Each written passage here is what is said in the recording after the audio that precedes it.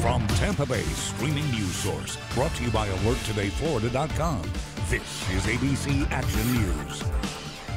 I'm Dee O'Reilly. Expect temperatures in the low 90s with a possibility of pop-up storms across the Bay Area today. Greg D will have your full forecast coming up. But first, though, here are your ABC Action News headlines. A statewide manhunt is now underway for the man accused of killing a Hardee County teenager. Authorities say Gabriel Seha shot 18-year-old Eddie Grant after an argument at an apartment complex in Bowling Green. That's about an hour away from Tampa.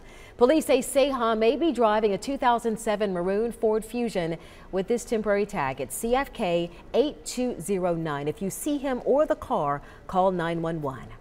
Tampa police say a man they weren't even looking for caused some commotion early this morning at Ballast Point Park. Officers say Mark Hutchinson jumped off the pier into Tampa Bay to avoid them around 3 this morning. He treaded water for over an hour, but then finally surrendered when the dive team showed up.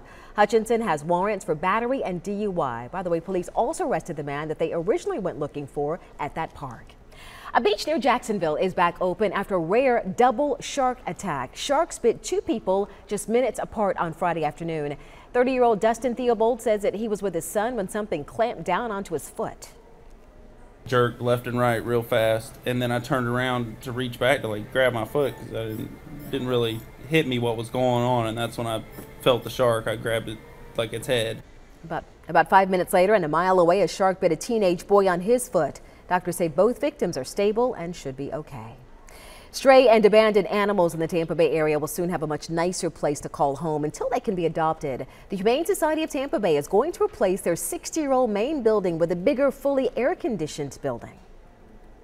We're going to have to limit the operation somewhat during construction, but we're still going to be able to do intake of animals and adoption. That was the real challenging part, is to be able to stay operational. The new building will allow the Humane Society to save an additional 2,000 pets a year. It will also have a nursery and an isolation area for sick animals. In Lakeland, at least 12 murals, or unmurals as they're calling them, will go on display at 3 different parts of town in November. They'll be painted on giant canvases that will be hung up and displayed on the walls. The more art you have, I think the more walkable communities become, because people walk to see art. It just means the city's alive.